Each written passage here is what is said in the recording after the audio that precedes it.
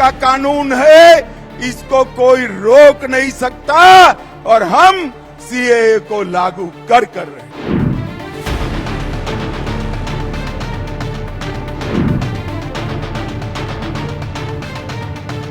सिर्फ नफरत और ध्रुवीकरण और चुनावी एजेंडा बनाना एक उनका मकसद है। उनका एकमात्र उद्देश्य होता है हर मुद्दे को हिंदू मुसलमानों में बांटना।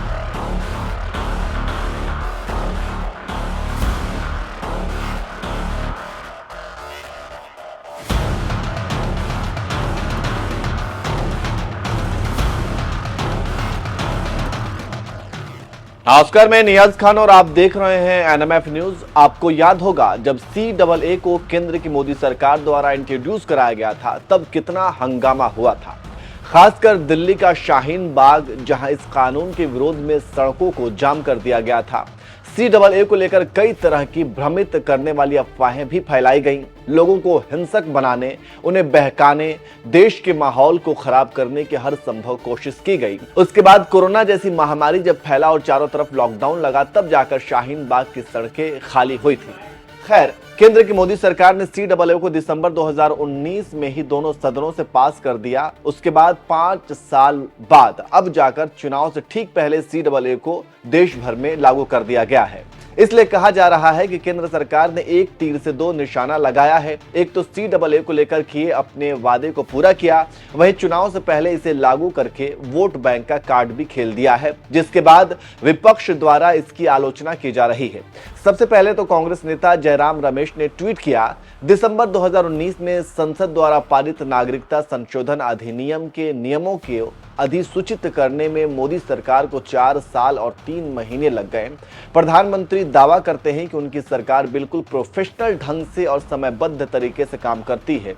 सीएए के नियमों को अधिसूचित करने में लिया गया इतना समय प्रधानमंत्री के सफेद झूठ की एक और झलक है। नियमों की अधिसूचना के लिए 9 बार एक्सटेंशन मांगने के बाद घोषणा करने के लिए जानबूझकर लोकसभा चुनाव से ठीक पहले का समय चुना गया है। ऐसा स्पष्ट रूप से चुनाव को ध्रुवीकृत करने के लिए किया गया है। विशेष रूप से असम और बंगाल में यह इलेक्टोरल बॉन्ड घोटाले पर सुप्रीम कोर्ट की कड़ी फटकार और सख्ती के बाद हेडलाइन को मैनेज करने का प्रयास भी प्रतीत होता है। इसके अलावा पश्चिम बंगाल और केरल सरकार ने इसका विरोध किया है। पश्चिम बंगाल के मुख्यमंत्री ममता बनर्जी ने कहा कि अगर सीएए में धर्म, जाति या भाषा के आधार पर कोई भेदभाव होता है तो हम इसे मंजूर नहीं करेंगे। वहीं केरल के मुख्यमंत्री पिनराई विजयन ने कहा कि जो कानून मुस्लिमों को दोयम दर्जे का नागरिक मानता है उसे हम अपने यहाँ लागू नहीं होने देंगे। अब ऐसे में सवाल यही उठता है कि क्या केरल और बंगाल जैसे राज्यों में सीएए लागू नहीं होगा? क्या ऐसा कुछ प्रावधान है कि राज्य सरकारें इसे खारिज कर सकती हैं? इन्हीं सवालों के जवाब हम आपको इस वीडियो में देंगे, लेकिन इससे पहले चलिए आपको सीएए कानून क्या है इसके बारे में थोड़ा बता देते हैं। सीएए यानी नागरिकता संशोधन कानून, इसके तहत पाकिस्तान, बांग्लादेश, अफगानिस्तान में रह रहे हिंदुओं को भारत में नागरिकता देने का प्रावधान है। साल 2019 में जब इसे सदन में पेश किया गया तो बहुत हंगामा हुआ था।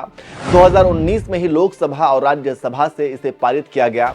इसके अंतर्गत 31 दिसंबर 2014 से पहले हिंदू, सिख, बौद्ध, जैन, ईसाई और पारसी समुदाय के जो लोग भारत में बसे थे, भले ही उनके पास वैध दस्तावेज ना हो, वे नागरिकता ले सकते हैं। तो ये सीएए का पूरा प्रावधान है, लेकिन ये कानून कुछ राज्यों को छोड़कर ही लागू होगा।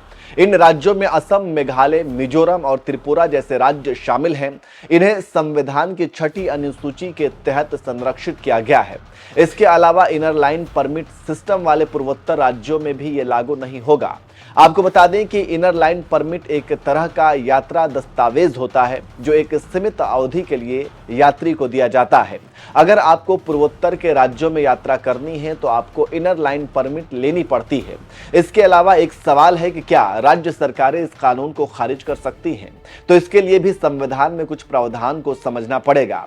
लेकिन एक बात तो साफ है कि पूर्वोत्तर के कई राज्यों में जहां इनर लाइन परमिट की जरूरत पड़ती है वहां सीएए नहीं लागू हो पाएगा।